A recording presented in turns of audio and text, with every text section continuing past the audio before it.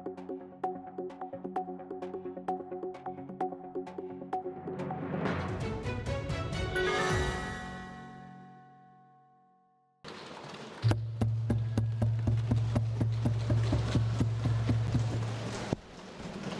अध्यक्ष महोदय। आज हम इस विशेष चर्चा में भाग लेने के लिए खड़े हुए हैं और ये चर्चा इसलिए हो रही है क्योंकि हाल में ही जो युद्ध हुआ वो एक सूचना का युद्ध था। एक प्रकार से हम पड़ोसी देश और दुनिया भर को सच्चाई की सूचना देना चाहते थे और कुछ ऐसे ताकत थे, ऐसी शक्तियां थी जो भ्रम का सूचना सारे देश में, सारे दुनिया में फैला रहे थे। और इसीलिए इस चर्चा का विशेष मांग ये है कि आज सच्चाई सदन में आनी चाहिए, सच्चाई पहलगाम की आनी चाहिए, सच्चाई ऑपरेशन सिंदूर की आनी चाहिए, सच्चाई विदेश नीति की आनी चाहिए। और यही आज हमने सूचना का जो युद्ध की जो बात हम कर रहे हैं वो आज हमने आदरणीय राजनाथ सिंह के भाषण में सुना। बहुत से सूचनाएं दी उन्होंने, बहुत से जानकारी दी, लेकिन रक्षा मंत्री होने के नाते ये नहीं कहा कि पहलगाम में दहशतगर्द कैसे आए। ये नहीं कहा कि बेसारन में जहां पर 1000 लोग जाते हैं, खुशियां मनाते हैं, कैसे 5 दहशतगर्द वहां पर जाकर 26 लोगों की गोलियों से छलनी करते हैं। ये बात, ये सूचना रक्षा मंत्री ने नहीं दी। यही है सूचना का युद्ध कि इतनी जानकारी देते हैं कि कभी कभी सवाल पूछना भी भूल जाते हैं। और आज ये है हमारे विपक्ष का कर्तव्य कि हम सवाल पूछेंगे देश हित में, राष्ट्र हित में। आज देश ये जानना चाहता है कि वो 5 दहशतगर्द कैसे घुसे और उन दहशतगर्दों का भी मकसद था। पाकिस्तान से आए हुए वो दहशतगर्दों का क्या मकसद था? उनका मकसद था कि जम्मू कश्मीर की अर्थव्यवस्था को तनाव करना, विनाश करना। उनका मकसद था कि भारत देश में एक सांप्रदायिक वातावरण का जन्म देना। उनका मकसद यह था कि भारत और पाकिस्तान का एक हाइफिनेशन होना। यह था उनका मकसद। लेकिन सर, मुझे दुख है कि आज राजनाथ सिंह जी ने सैनिकों की बात तो की, लेकिन जो हमारे भारत की जो आवाम है, जो जनता है, जो उन्होंने पाकिस्तान के दहशतगर्दों का पूरी जो मंशा है उस पर उन्होंने पूरा नकारा। और हम एकजुट रहे। हम, मुझे भारतीय होने का गर्व है। हमने देखा बेसारन में कि किस प्रकार से जम्मू और कश्मीर के लोगों ने पूरे देश भर से आए हुए जितने भी पर्यटक थे उनकी मदद की। हमने ये देखा कि किस प्रकार से देश भर के जो पर्यटक जो जम्मू कश्मीर में थे उन्होंने अपने जम्मू कश्मीर के भाइयों को धन्यवाद दिया। हमने ये भी देखा कि कैसी एक विधवा हिमांशी नरवाल ने कहा कि मैं नहीं चाहती कि मेरे जो पति जिसको लेके आज राजनीति हो रही है उसके शव पर देश में हिंदू मुसलमान की राजनीति हो, मैं नहीं चाहती। यह है हमारी देश की संस्कृति और यह था मंशा पाकिस्तान का। और मैं ये भी गर्व महसूस करता हूं कि सारे विपक्षी राजनीति दल, हम सब एकजुट होकर, राहुल गांधी जी ने एक साफ साफ कहा कि हम सरकार के साथ हैं और सरकार को पाकिस्तान को एक ठोस मजबूत कदम देना ही पड़ेगा। लेकिन देश ये भी जानना चाहता है, वे 26 लोग जो जिनके परिवारों में आज कोई गुजर गया, वे ये भी जानना चाहता है कि 100 दिन गुजर गए और वे 5 दहशतगर्दियों को यह सरकार पकड़ नहीं पाई।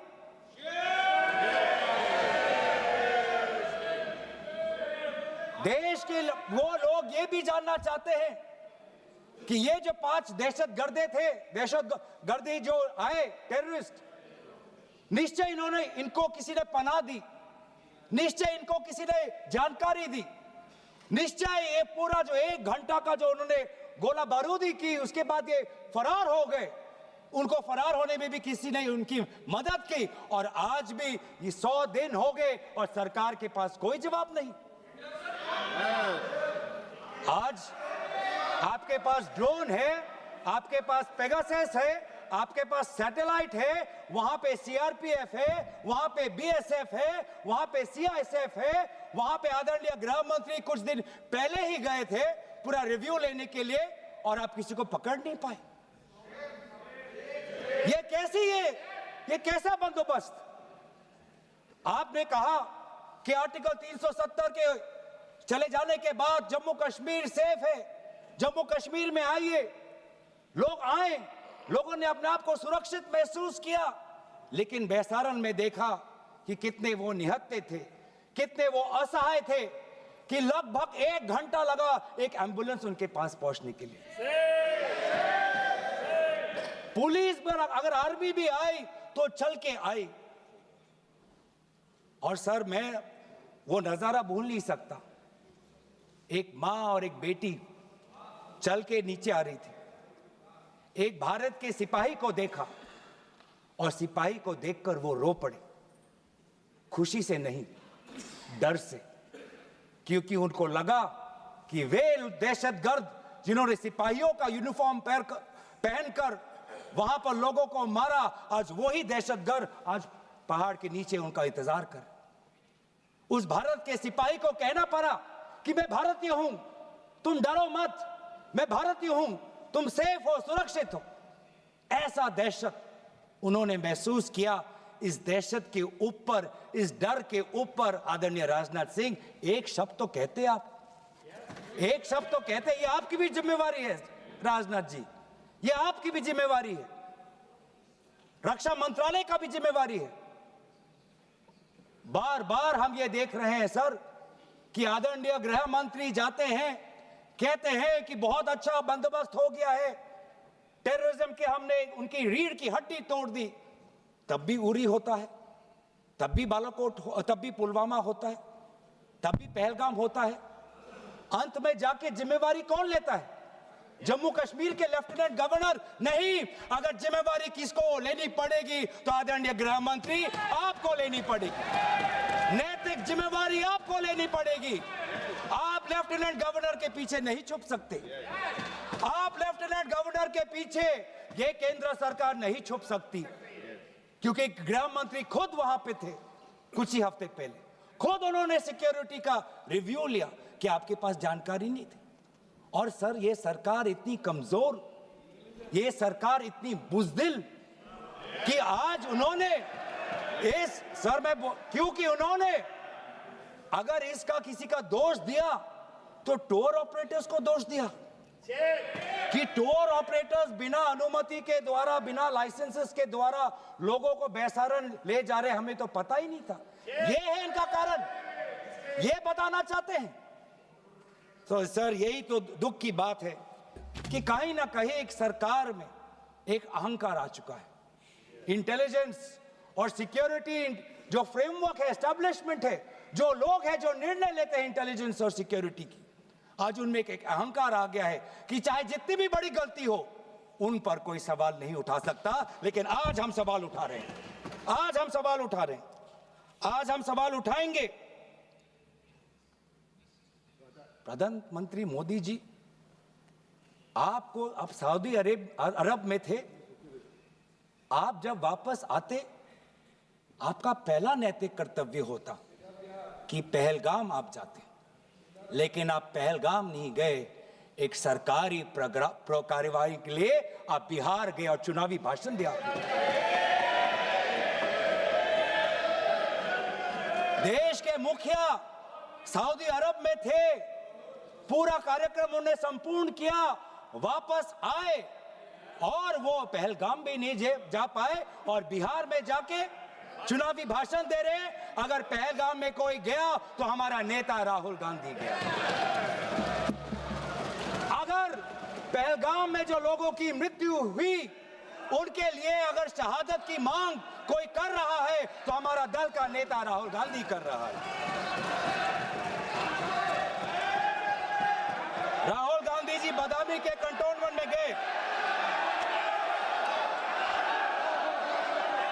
सर मैं बोलूं? Sir house in order. Sir house in order में sir house is not in order में रहेगा सर। टाइम लेकिन आप तथ्यों पे बोलें। गलत सूचना नहीं दे सदन में, गलत सूचना मत दे। हम बोलिए इसके ऑर्डर में लाइए सर। कोई सदन में गलत तथ्य नहीं रख सकते आप। सर मैं बोलूं सर कैमरा आएगा मेरे पे। धन्यवाद। आदरणीय अध्यक्ष महोदय, अब बात आती है ऑपरेशन सिंदूर की। आज मैं राजनाथ सिंह जी का भाषण सुन रहा था। मुझे पता नहीं चल रहा था कि राजनाथ सिंह जी जो वो भाषण दे रहे थे वो किस समय का उजागर कर रहे थे।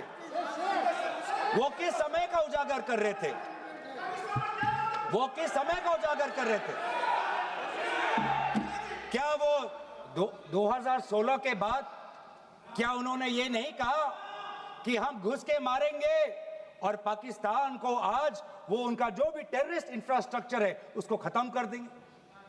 वही बातें तब की, वही बातें पुलवामा की बात की कि पुलवामा के बाद आज हमारे लड़ाकू जहाज अब गए हैं। अब पाकिस्तान अब कभी भी भारत पर उंगली नहीं दिखा सकता। और उसके बाद आज दोबारा वही बातें कर रहे हैं। कि हम घुस के मारे, हमने ये किया, फलाना किया। और ये अब भी कह रहे हैं कि ऑपरेशन सिंदूर कंप्लीट नहीं हुआ, अधूरा है, क्योंकि कल को जाके दोबारा पाकिस्तान कर सकता है। ये खुद कह रहे हैं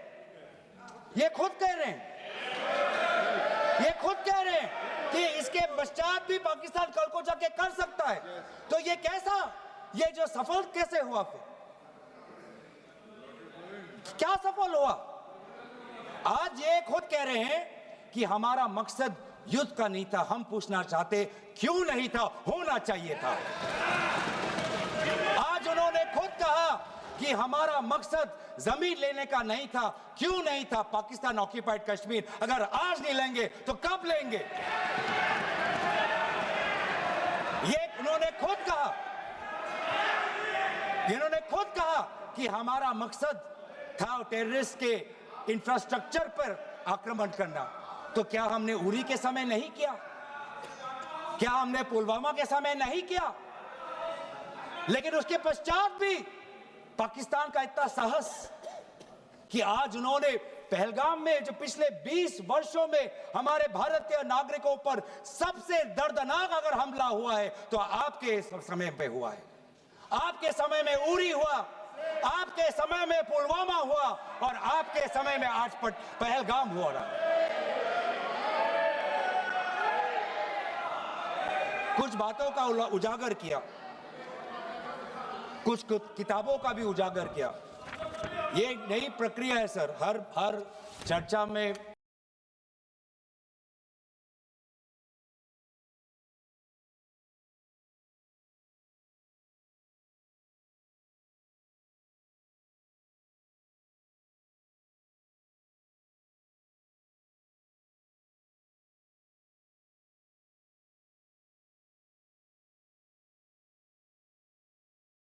आदरणीय भाजपा के नेता एक किताब उठा लेते हैं, फिर कुछ जानकारी दे रहे थे, हमें नहीं।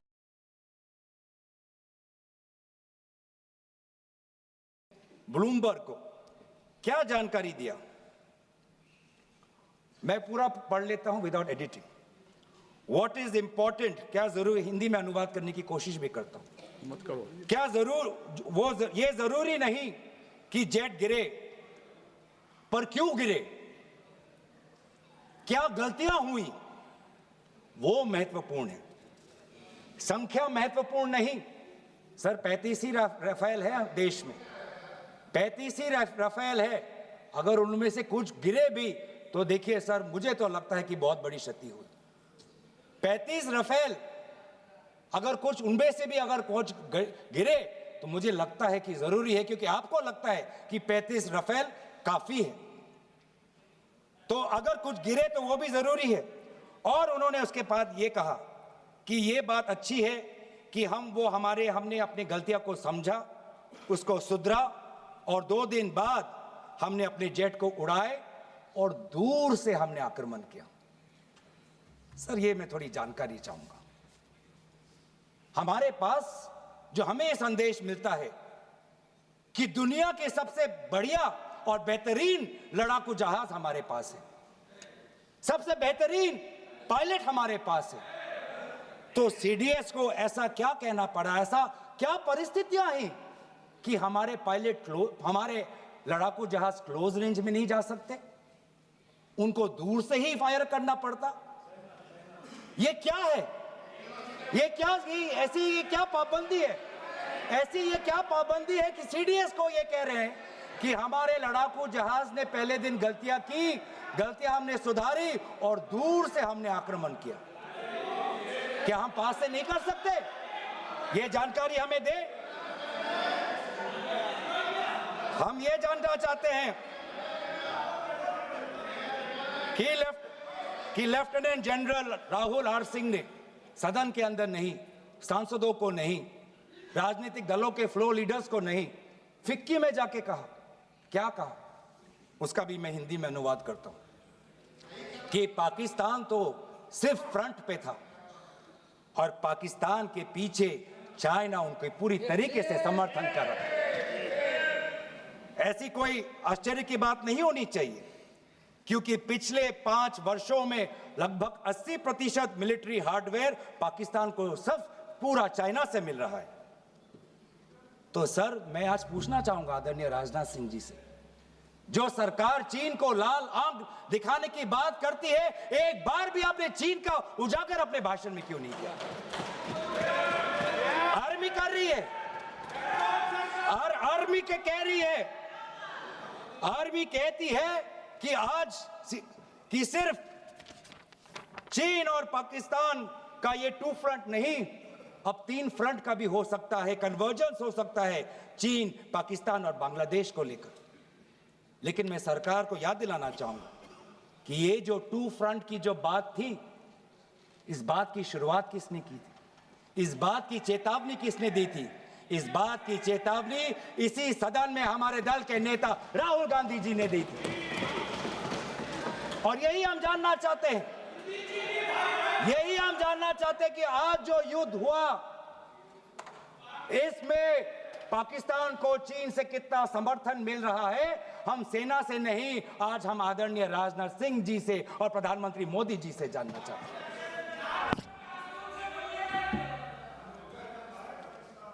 और सर इंडोनेशिया में जो डिफेंस अटैचे है, उसने तो ताज्जुब की बात कह दी। उसने क्या कहा sir? India defence attache group captain Shiv Kumar ने, हिंदी में दोबारा अनुवाद करता हूं, कि भारत ने लड़ाकू जहाज खोए तो खोए इसलिए क्योंकि कुछ मिलिट्री टारगेट्स पर आक्रमण करने पर पाबंदी थी। क्यों? क्या पाबंदी थी? ऐसे क्या ये राजनीतिक कंस्ट्रेंट्स थे? आपने कहा कि 9 टारगेट पे हमने आक्रमण किया, लेकिन हमें यह भी सूत्रों से जानकारी और मीडिया में आया है, और लेफ्टिनेंट जनरल राहुल सिंह ने खुद कहा कि पहले 21 टारगेट्स चुने गए थे और 21 से फिर 9 हुए। क्यों हुए? क्यों हुए?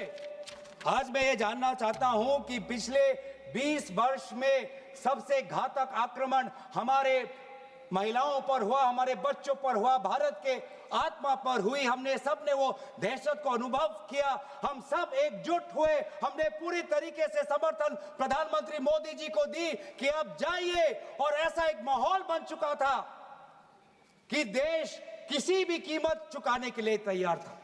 पूरा देश प्रधानमंत्री मोदी जी के साथ था, विपक्ष प्रधानमंत्री मोदी जी के साथ था, और अचानक 10 मई के दिन पे हमारे राष्ट्रदूत कहते हैं कि हम पाकिस्तान पर हमला करेंगे, और शाम के 10 मई को सूचना आती है कि पाकिस्तान के साथ अब युद्ध पर हम परिणाम दे रहे हैं, सीज फायर हो गया। क्यों हुआ? हम आदरणीय प्रधानमंत्री मोदी जी से जानना चाहते थे, अगर पाकिस्तान वाकई में अपने घुटने टिकने के लिए तैयार था तो आपने क्यों रुका, आप क्यों रुके, और किसके सामने आप झुके, किसके सामने आपने सरेंडर किया, किसके सामने आपने सरेंडर किया? वो अमेरिका के राष्ट्रपति जो 26 बार आज कह चुके हैं कि व्यापार को लेकर उन्होंने भारत और पाकिस्तान को सतर्क किया और दोनों को मजबूर किया कि वो इस जंग को छोड़े। 26 बार। आज राष्ट्रपति ट्रंप खुद कहते हैं कि 5-6 जेट गिरे हैं। एक जेट करोड़ अरब रुपयों का है, मिलियंस एंड मिलियंस का है। इसलिए हम जानना चाहते हैं, आज हमें स्पष्ट रूप से आदरणीय राजनाथ सिंह जी बताएं, देश पर विश्वास करें, देश में वो साहस है सच्चाई सुनने की। आज आप बताएं कितने लड़ाकू जहाज गिरे? हमारे में वो साहस है, क्योंकि ये सूचना, ये सच्चाई सिर्फ देश के नागरिकों के लिए नहीं, ये सूचना, ये सच्चाई हमें देश के जवानों को भी देना है। आज उनसे भी झूठ कहा जा रहा है, उनके बीच में भी भ्रम फैलाया जा रहा है। हम उनकी जो सच्चाई है आज हम सदन के अंदर लाना चाहते हैं। और सर, बात में आती है विदेश नीति की। किस मुंह से हम कहें कि विदेश नीति आज सफल हुआ है? किस मुंह से कहें? ये आदरणीय राजनाथ सिंह जी, शंगीला में जो डायलॉग हुआ, उस डायलॉग में जो ड्राफ्ट जो आया, जिसको भारत सरकार ने नकारा, वो ड्राफ्ट बनाने में हमारे ही कुछ सहयोगी देश थे, जिनका नाम मैं नहीं लेना चाहूंगा। लेकिन ऐसे देश जिसको हम परंपरागत दोस्त हम मानते हैं, ट्रेडिशनल एलाइज मानते हैं, आज उन्होंने भी इंडिया और पाकिस्तान को हाइफिनेट कर दिया। और आप ये शब्दों के खेल से आप खुश हो कि ब्राजील के डॉक्यूमेंट में पाकिस्तान, ये जम्मू कश्मीर का, पाकिस्तान का भी नहीं, ब्राजील के डॉक्यूमेंट में सिर्फ जम्मू कश्मीर में जो दहशतगर्दी हुई उसी की निंदा हुई, पाकिस्तान की निंदा नहीं हुई। पर आप उससे खुश हो?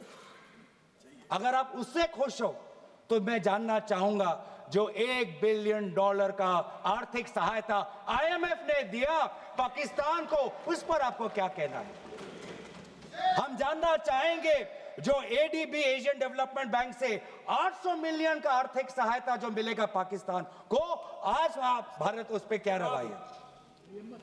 वर्ल्ड बैंक का जो $40 मिलियन आ रहा है, और ये पैसा किसको जाएगा सर? पाकिस्तान की नेतृत्व उनकी जनता या उनकी चुनी हुई सरकार नहीं, पाकिस्तान की सरकार का जो रिमोट कंट्रोल है वो पाकिस्तान की सेना के पास है। तो ये सारा पैसा वहीं जाएगा जहां पर हमने मिसाइल गिराई। तो क्या इतना भी हम नहीं कर पाए? क्या इतना भी ताकत नहीं? क्या इतना भी विश्व गुरु में लोगों का विश्वास नहीं, देश अंतर्राष्ट्रीय नेताओं का विश्वास नहीं कि IMF का एड ना जाए पाकिस्तान के पास, वर्ल्ड बैंक का एड ना जाए पाकिस्तान के पास, ADB का एड ना जाए पाकिस्तान के पास? आप में इतना भी ताकत नहीं कि एक देश ने पाकिस्तान को टेरर स्टेट का दर्जा नहीं दिया।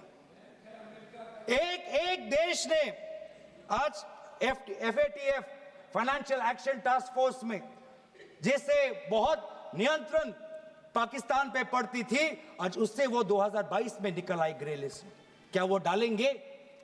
तो इसीलिए आज हम ये मांग करते हैं कि सरकार अब डरिए मत, सच्चाई से डरिए मत।